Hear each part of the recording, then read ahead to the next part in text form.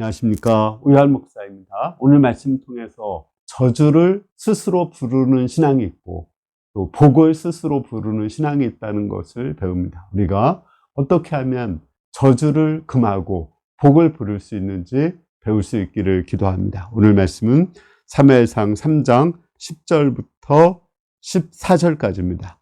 여호와께서 임하여 서서 전과 같이 사무엘아 사무엘아 부르시는지라 사무엘이 이르되 말씀하옵소서 주의 종이 듣겠나이다 하니 여호와께서 사무엘에게 이르시되 보라 내가 이스라엘 중에 한 일을 행하리니 그것을 듣는 자마다 귀가 울리리라. 내가 엘리의 집에 대해서 말한 것을 처음부터 끝까지 그날에 그에게 다 이루리라. 그가 그의 집에 영원토록 심판하겠다고 그에게 말한 것은 그가 아는 죄악 때문이니 이는 그가 자기 아들들의 저주를 자청하되 금하지 아니하였습니다. 그러므로 내가 엘리의 집에 대하여 맹세하기를 엘리의 집의 죄악은 제물로나 예물로나 영원히 속죄함을 받지 못하리라 하였노라 하셨더라.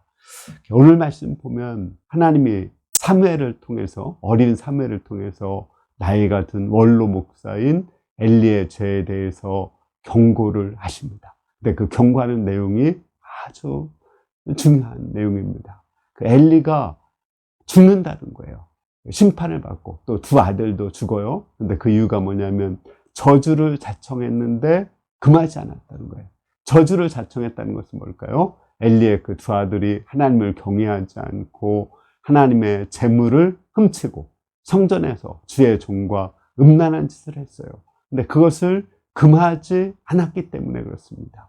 물론 말은 했지만 정말 마음으로 책망해서 끊도록 하지 못했기 때문에 그 집에 하나님께서 저주를 하신다는 것입니다.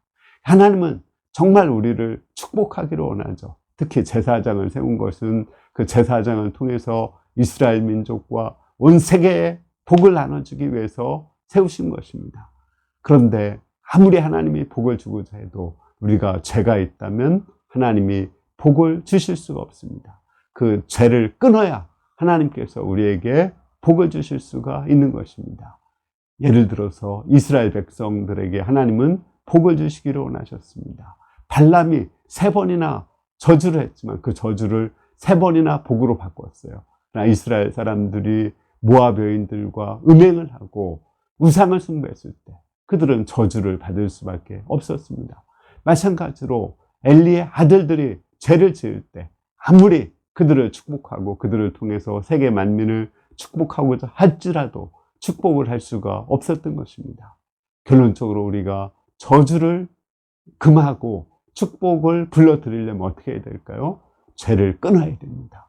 또 죄를 끊도록 책망을 해야 됩니다. 그리고 하나님을 경외하는 믿음을 가져야 돼요. 죄를 끊고 하나님을 경외하는 그 믿음을 갖는 것이 축복을 불러오는 길입니다. 하나님은 우리를 복 주시기를 원하십니다. 문제는 우리의 죄 때문에 복을 주실 수가 없는 거예요. 우리가 끊임없이 죄를 회개하고 하나님을 경외하고 하나님을 사랑하고 하나님께 순종하는 가운데 복을 불러올 수 있기를 기도합니다. 감사합니다.